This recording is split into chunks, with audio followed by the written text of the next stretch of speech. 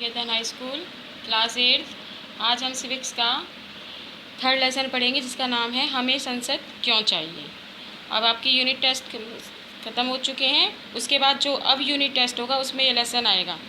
ठीक है, तो इसमें पढ़ेंगे कि हमें संसद क्यों चाहिए।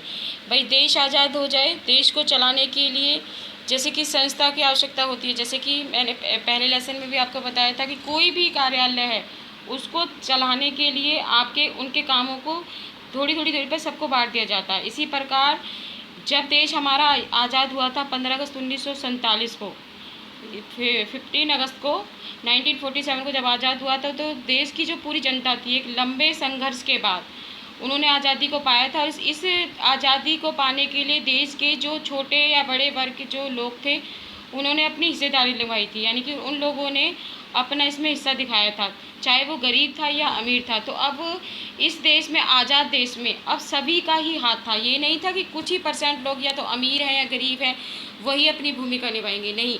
अब जब देश आज़ाद हो गया था तो इस देश की आज़ादी में सभी लोगों ने भाग लिया था, इसलिए इसके देश को चलाने के लिए सब लोगों की आवश्यकता थी। इसलिए 1885 में 1885 में भारतीय राष्ट्रीय कांग्रेस जो थी उन्होंने एक मांग की, वह एक निर्वाचित सदस्य, विधायिका में एक निर्वाचित सदस्य का होना चाहिए। और उन्होंने उस बजट पर भी पर चर्चा की कि किस तरह से देश का शासन चलेगा। प्रश्न पूछने का अधिकार मिलना चाहिए किसको, जो कि एक निर्वाचित सदस्य। निर्वाचित सदस्य कौन होता है? निर्वाचित सदस्य होता है जो कि आम जनता के द्वारा, ठीक है, मतदान करके जिसको चुना जाता है। जैसे 1909 में बने हुए गवर्नमेंट ऑफ इंडिया एक्ट में कुछ हद तक निर्वाचित प्रतिनिधियों की आस्था को मंजूरी दे दी गई थी। तो इस प्रकार से ब्रिटिश सरकार के अंतर्गत बनाई गई विधायिका राष्ट्रवादियों के बढ़ते जा रहे दबाव के कारण, लेकिन उनमें सभी वयस्कों को वोट डालने का अधिकार नहीं था। यानी कि उस समय सभी लोगों को वोट देने का अधिकार नहीं था। भी कुछ % जैसे औरतों को, बहुत सी औरतें थी, उनको वोट डालने का अधिकार नहीं था। कुछ % गरीब या अमीरी का भी वो था कि भाई कुछ ही लोगों को वोट डालने का अधिकार था। परंतु औपनिवेशिक शासन के अनुभव और स्वतंत्रता संग्राम में तरह तरह के लोगों की हिस्सेदारी और राष्ट्रवादी जो लोग थे उनको विश्वास हो गया कि स्वतंत्र भारत में अपने जीवन को प्रभावित करने वाले फैसलों में हिस्सा लेने की क्षमता रखते हैं। इसलिए स्वतंत्रता मिलने पर हम स्वतंत्र देश का नागरिक बनने वाले व्यक्ति हैं। लेकिन उनका ये मतलब नहीं था कि सरकार चाहे जो भी कर सकती है, नहीं।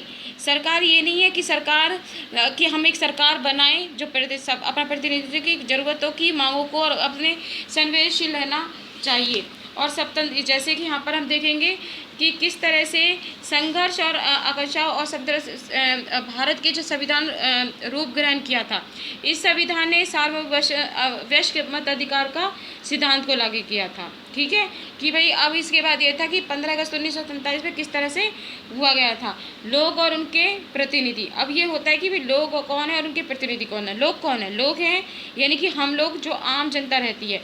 और प्रतिनिधि कौन होता है? प्रतिनिधि होता है जो कि हमारे द्वारा वोट डालकर जो व्यक्ति चुना जाता है उसको कहते हैं प्रतिनिधि।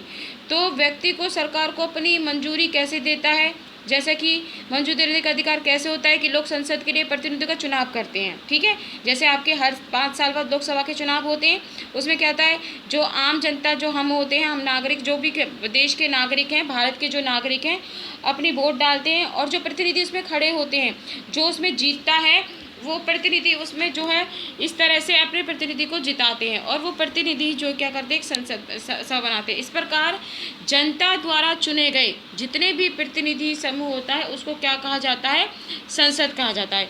ये संसद क्या करता है? सरकार को नियंत्रित करता है, उसका मार्गदर्शन करता है। ठीक है, अब जैसे इस पिक्चर्स में दिखाया गया है कि ये जैसे ये व्यक्ति है, ये अपने इनको जो ये सारे जो एम्प्लॉई हैं, कर्मचारी जो हैं, इनको ये ऑर्डर दे रहे हैं कि भाई जब वहाँ पर जैसे मतदान होगा तो वहाँ पर किस तरह से इलेक्ट्रॉनिक वोटिंग मशीन जो है पहुँचाने का कार्य किया जा रहा है।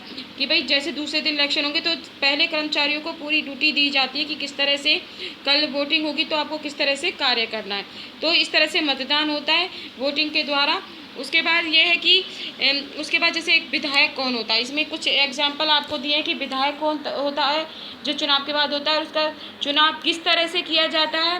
राज्यसभा, ये कुछ क्वेश्चन है, जैसे राज्य विधानसभा और संसद के बीच में क्या अंतर होता है, यानी कि विधानसभा और एक संसद यानी कि लोकसभा के बीच में क्या फ़र्क होता है। ठीक है, तो इस तरह से ये क्वेश्चंस बनते हैं कि संसद क्या है और संसद किस तरह है कि संसद होती है भाई जनता के द्वारा चुने गए जो सभी प्रतिनिधि जो होते हैं, उसी को क्या कहा जाता है, संसद कहा जाता है। अब आता है कि संसद की भूमिका क्या होती है। ये देखिए यहाँ पर आपको पिक्चर दिखाई गई है, ये इसमें भारतीय संसद की एक ये है कि इसमें राज्यसभा और लोकसभा, ठीक है। राज्यसभा के कुल सदस्य होते हैं 245 245 और लोकसभा के जो सदस्य होते हैं वो होते हैं 545। ये जो होते हैं सारे प्रतिनिधि होते हैं जो सरकार के कार्य को चलाते हैं। आपने टीवी पर भी देखा होगा, यहाँ पर भी देखिए ये पिक्चर दी गई है संसद की और ये अंदर की दी गई है। इसमें जो सारे जो विधायक होते हैं वो हमारे जो अपने राज्य की जो समस्याएं होती हैं उनके ऊपर चर्चा की जाती है, देश के ऊपर चर्चा की जाती है। तो यहाँ पर ये राज्यसभा और लोकसभा के जो सदस्य बैठते हैं। अब है कि भाई संसद की हमारे देश में क्या भूमिका होती है कि भारतीय संसद लोकतंत्र के सिद्धांत भारतीय जनता की आर्थिक का परिधि है। ये सिद्धांत है कि जनता की हिस्सेदारी संसद पर आधारित होती है।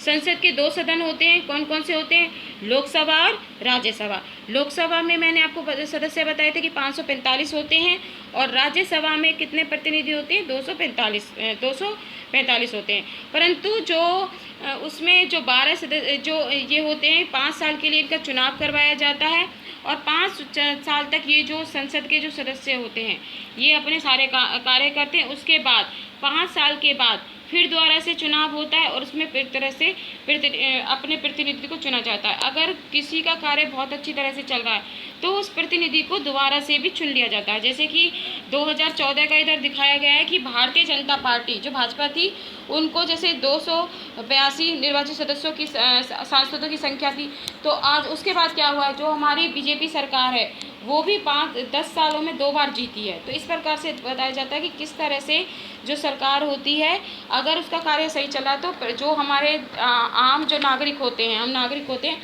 अपने उसी प्रतिनिधि को दोबारा चुनते हैं। आज के लिए इतना ही, बाकी कल करेंगे।